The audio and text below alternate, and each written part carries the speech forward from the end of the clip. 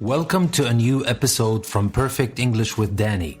In this episode, we will talk about history. And before we start talking about history, we have to understand the relationship between history and geography, because that is very important. So it's not about if you like history, you like the stories, but you don't care or you don't like geography. It doesn't work this way. Most of the time, history and geography are tied together, and the geographical changes that happen in a place often affect the history of the humans who live there or who move to live there because of the geographical change. Now, before I start, I will remind you that you can support this podcast by becoming a patron for this podcast on Patreon. I will leave a link to Patreon in the description of this episode. So if you would like to support, we have 3 different tiers of support that come with their own advantages. But the biggest advantage is that you are supporting this podcast and you are enabling me to continue on doing this and keeping this podcast free and available for everybody to listen to anywhere in the world. And now let's move to our topic, geography and history and the relationship between them. And that will serve as an introduction to what we will be talking about in the coming weeks, because every week we will have a dedicated episode for history. We will talk about the history of the world from the beginning. I will focus on the modern history of the world that kind of starts with the rise of Europe. And that is what we will start talking about next week. So stay tuned for next week's episode about history. And now it's time for geography and history.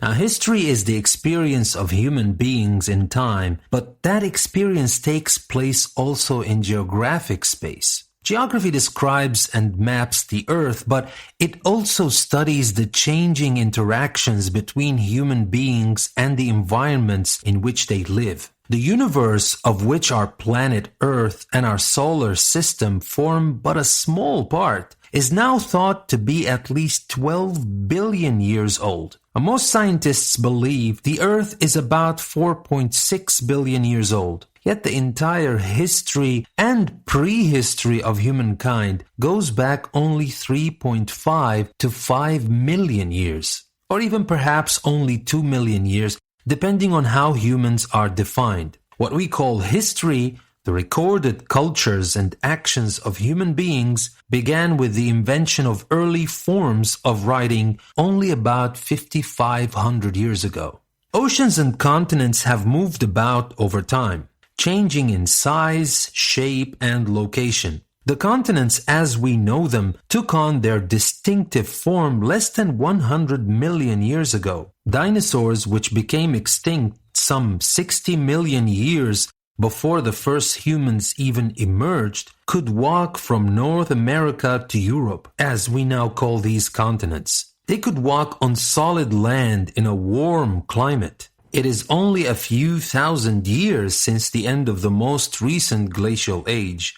That ice age, which began about 2 million years ago and reached its coldest point only 20,000 years ago, was caused by a slight shift in the Earth's orbit around the Sun. Water froze into ice 1 to 2 inches thick and covered the northern parts of the planet. In North America as far south as present-day Chicago, and in Europe across large parts of the British Isles and nearby mainland. The melting of this ice produced the coastlines, offshore islands, inland seas, straits, bays and harbors that we know today, as well as some of the large river systems and lakes. The process of change in the Earth's surface continues. Niagara Falls, on the border between the United States and Canada, has been receding because the ongoing cascade of water erodes the underlying rock. The ocean tides and human construction erode our shorelines as well. And many scientists believe current patterns of global warming may eventually change the oceans and coasts in much of the world. Oceans presently cover more than 2/3 of the Earth's surface, and many large land areas in the remaining third are poorly suited for habitation by human beings or most other animals and plant organisms. 1/10 of the land remains under ice, as in Antarctica and Greenland. Much is tundra, much is desert as in the Sahara, and much land lies along the windswept ridges of high mountains. Like the oceans, these regions have been important in human history, often acting as barriers to movement and settlement. Human history has therefore evolved in relatively small, scattered sections of the Earth's total surface. Researchers have found persuasive material evidence to show that human beings originated in Africa.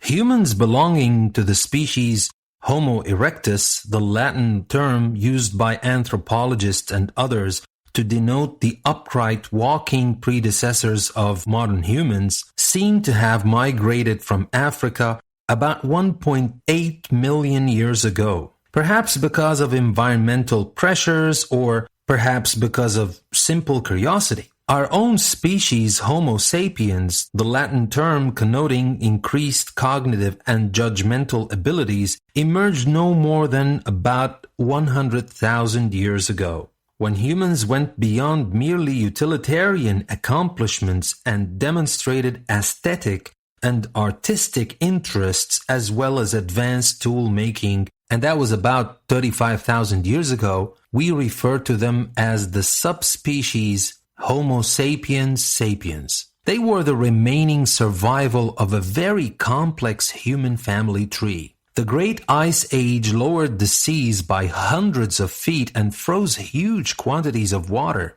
The English Channel became dry. Land bridges opened up between Siberia and North America over what we now call the Bering Strait. Hunters seeking game walked from one continent to the other. When the glaciers melted, forests sprang up, and many of the open areas in which humans had hunted disappeared, providing added motivation for movement. Our human ancestors spread eventually to every continent except Antarctica. In doing so, human groups became isolated from each other for millennia, separated by oceans, deserts, or mountains. Wherever they wandered, they evolved slightly over time, developing superficial physical differences that modern cultures have defined as the characteristics of various racial groups. But race is a cultural idea rather than a mark of biologically significant differences.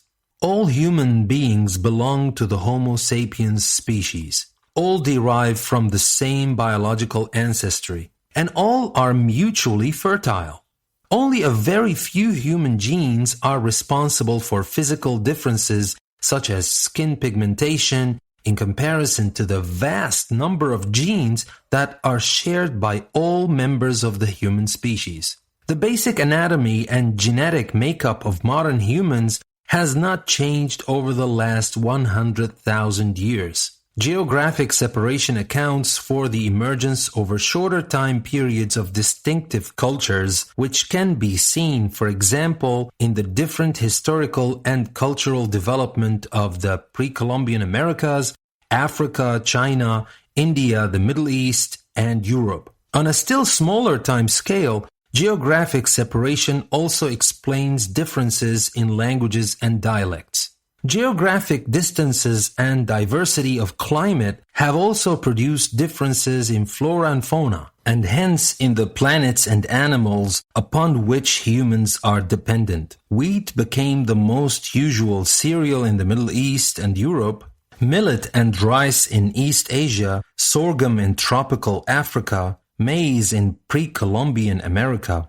The horse, which was first domesticated in North-Central Asia about 4,500 years ago, was for centuries a mainstay of Europe and Asia for muscle power, transportation, and fighting. The somewhat less versatile camel was adopted later and more slowly in the Middle East, and the Americans long had no beasts of burden except the llama. Such differences did not begin to diminish until early modern travelers crossed the oceans, taking plants and animals with them and bringing others back to environments where they had never lived before. Although much remains obscure about the origins of life, and new discoveries and calculations are always displacing older hypotheses, paleontologists studying plant and animal fossils, including the human ones, have used techniques such as radiocarbon dating to transform our knowledge of the Earth and of the earliest human beings. In geography, aerial and satellite photography and computer technology have enabled us to refine older conceptions of continents and oceans. And astrophysicists are now studying vast amounts of new data about the universe which have been sent to them from powerful telescopes mounted on unmanned spaceships. Cartography, the art and science of map-making, has evolved rapidly, but we tend to forget how our maps often remain conventional and even parochial. It was Europeans and descendants of Europeans who designed our most commonly used maps, which are oriented north, south, and west-east from fixed points in their horizons, and which therefore reflect their own European cultural assumptions. Similar biases can be found in the maps of other cultures too. The Chinese for centuries defined and visualized their country as the Middle Kingdom. In the early modern centuries, maps drawn in India typically represented South Asia as forming the major part of the world. One such map depicted the European continent as a few marginal areas labeled England, France, and other hat-wearing islands. Changing conceptualizations of the globe continue in our day. A map drawn and published in contemporary Australia demonstrating the Australian perspective from down under shows South Africa at the top of the map and Cape Town at the very tip, the large expanse of contemporary African nations in the middle, and the various European countries crowded at the bottom, appearing quite insignificant.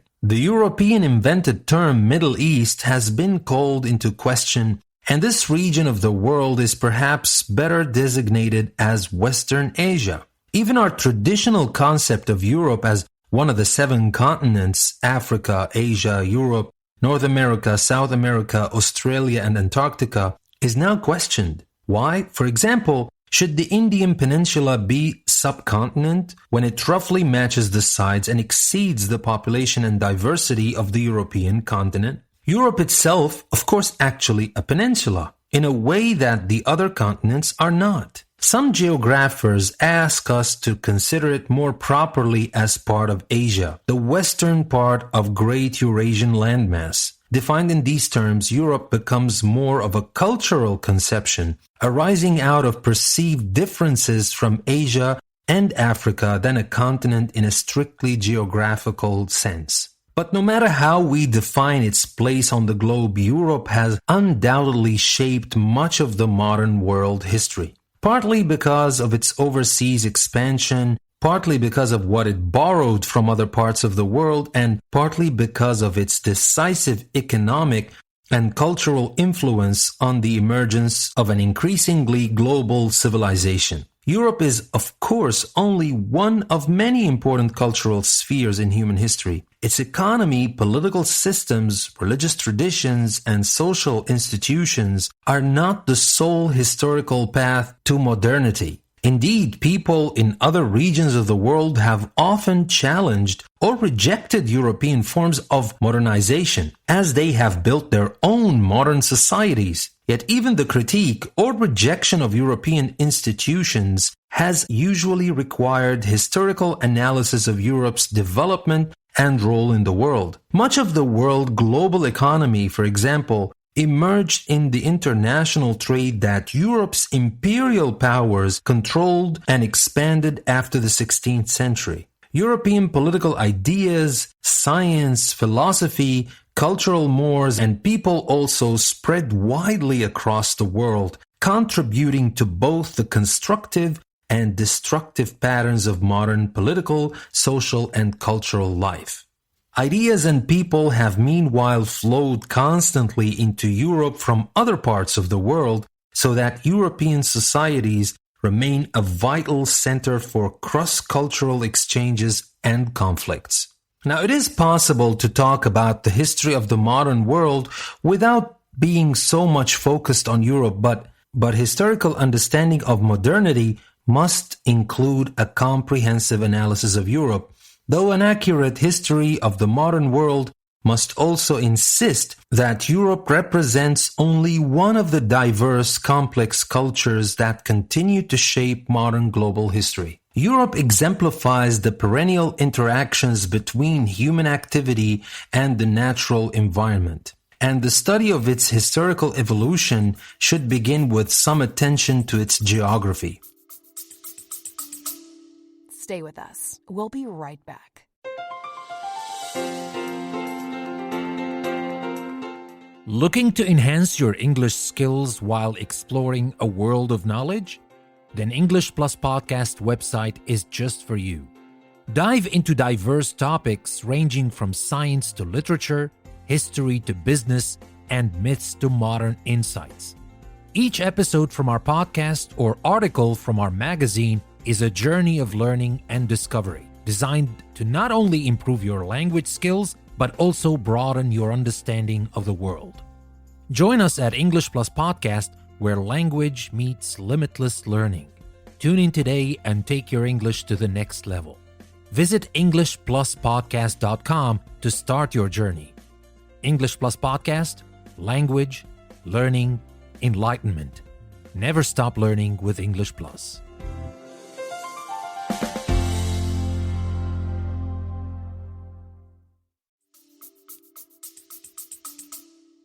Europe is not large. Even with European Russia, it contains hardly more than 6% of the Earth's land surface, occupying about the same area as the United States mainland plus Alaska. It is only a little larger than Australia. It is physically separated from Africa by the Mediterranean Sea, although the Mediterranean historically has been as much a passageway as a barrier. A truer barrier emerged when the Sahara Desert dried up only a few thousand years ago, which suggests why northern Africa has often been as connected to southern Europe or culturally to the Middle East as to sub-Saharan Africa. The physical separation of Europe from Asia is even less clear. The conventional boundary has been the Ural Mountains in Russia, but they are a low and wide chain that does not stretch far enough to make an adequate boundary. The Russians themselves do not recognize any official distinction between European and Asian Russia. Europe is indeed one of several peninsulas jutting off from Asia, like the Arabian and Indian peninsulas. But there are differences. For one thing, the Mediterranean Sea is unique among the world's bodies of water. Closed in by the Strait of Gibraltar, which is only 8 miles wide, it is more shielded than other seas from the open ocean and is protected from the most violent ocean storms. Though over 2,000 miles long, it is subdivided by islands and peninsulas into lesser seas with identities of their own, such as the Aegean and the Adriatic. And it provides access also to the Black Sea. Because it is possible to travel great distances without being far from land, navigation developed on the Mediterranean from early times, and one of the first civilizations appeared on the island of Crete. It is possible also to cross between Europe and Asia at the Bosphorus and between Europe and Africa at Gibraltar. Populations became mixed by migration, and various historic empires, the Carthaginian, Roman, Byzantine, Arabic, Spanish, Venetian, and Ottoman, have effectively used the Mediterranean to govern their component parts. After the Suez Canal was built in the 19th century, the Mediterranean became an important segment in the lifeline of empire for the British Empire in its heyday. In southern Europe, north of the Mediterranean, and running for its whole length, is a series of mountains produced over the geological ages by the pushing of the gigantic mass of Africa against the small Eurasian peninsula.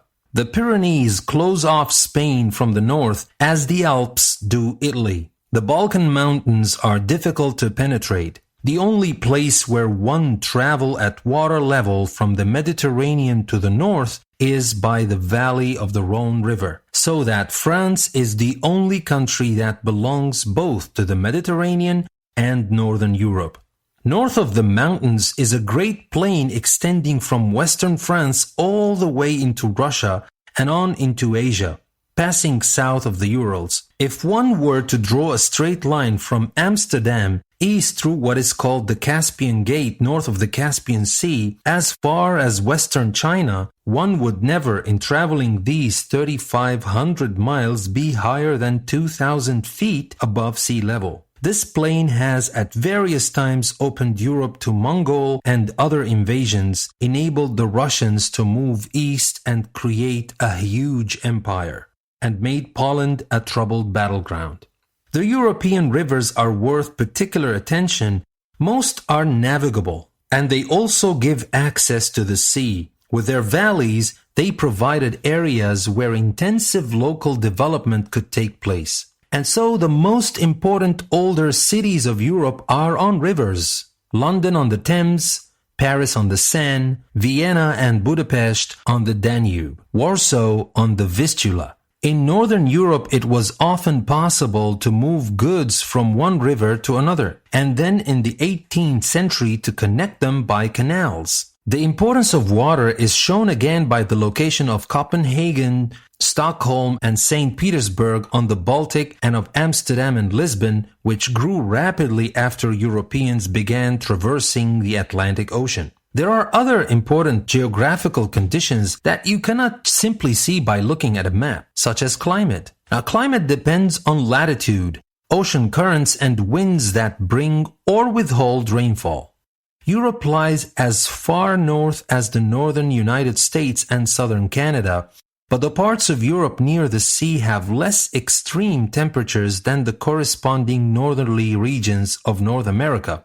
The Mediterranean countries have more sunshine and less severe winters than either Northern Europe or the Northern United States. Everywhere the winters are cold enough to suppress infectious pathogens and pests and keep out certain diseases that afflict warmer countries. The warm summers with their growing seasons have produced an annual cycle of agriculture, and rainfall has been adequate but not excessive. Europe is the only continent that has no actual desert. It is also for the most part a region of fertile soil. In short, since the end of the Ice Age, or since humans learned to survive winters, Europe has been one of the most favored places on the globe for human habitation. If we say that climate and the environment not only set limits, but also provide opportunities for what human beings can do, then there is no such thing as geographical determinism. Geography is not destiny. What happens depends on the application of knowledge and abilities in any particular time and place and in any particular culture. What constitutes a natural resource varies with the state of technology and the possibilities of economic exchange.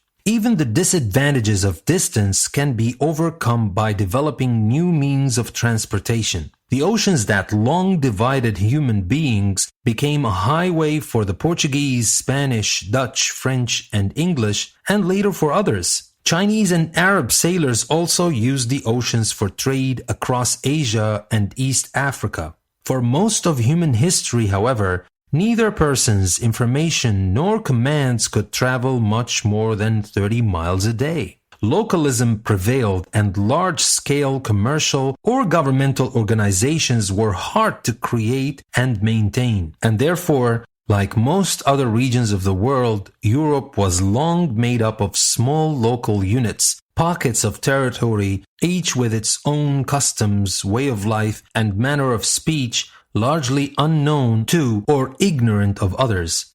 And looking inward upon itself, a foreigner might come from 1,000 miles away or from only 10 miles away. And there's also agriculture to talk about. Now, agriculture, like commerce and industry, depends on human invention and decision-making.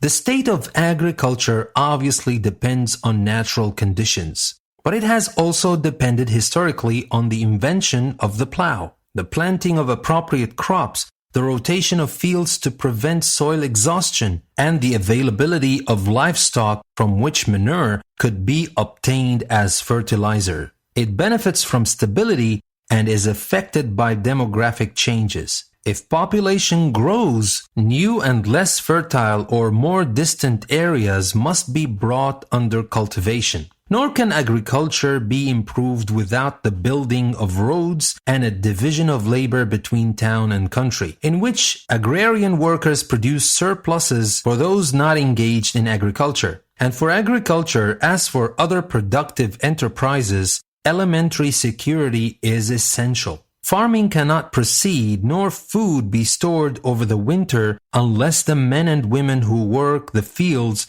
can be protected from attack. Now, the maps we have in our time cannot tell us or show us in details all the waterways, mountains, and geographical barriers that have helped to shape the course of human history, but they do point to the role of geography in the evolution of political and economic power, or what has become known as geopolitics. Human beings have always developed their institutions and cultures through a complex relation with the natural world. And maps remind us that all human activities take place in geographical space. And you can use your imaginations and the scale of maps to convert space into time, remembering that until the invention of the railroad, both people and news traveled far more slowly than today. At a rate of 30 miles a day, it would take 3 weeks to travel from London to Venice, and at least 6 weeks for an exchange of letters. Communication to places outside Europe took even longer. In our own day, when we travel at supersonic speeds and measure electronic communication in nanoseconds, the barriers of geographic space have virtually disappeared. Yet human beings remain profoundly dependent on their natural environments, and human history remains firmly embedded in the geography of the planet Earth. So that was all for today. We talked about the link between history and geography. I hope you found that useful. I hope you learned a couple of things along the way. Do not worry if you don't understand every single word from what I said, because it does not work this way. You do not need to understand every single word to understand English or to improve your listening. What you need to do is to listen as much as you can. And every time you can get a little bit, and in time you will understand more and more until you understand most or even everything that is being said in a listening like this, in my podcast or anywhere when you listen to things broadcast on TV or when you listen to people talk about different things. This is your host, Danny, saying thank you very much for listening to another episode. I will see you next time. Don't forget to support the podcast if you can. Take the link in the description and go support the podcast on Patreon. Thank you very much. I will see you soon in another episode, and I will see you again next week to continue our talk about history.